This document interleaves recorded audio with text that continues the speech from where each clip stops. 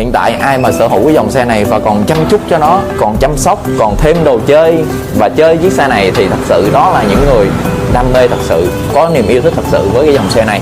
Riêng đối với mình, xe thì mình không có bán đi, mình chỉ dùng nó, mình chơi nó hoài thôi.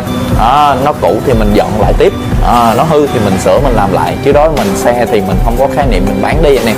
Mình chỉ có mua thêm thôi. Bởi vì mình chơi xe không phải là chơi theo phong trào, mình chơi theo chính cái sở thích, cái đam mê của mình.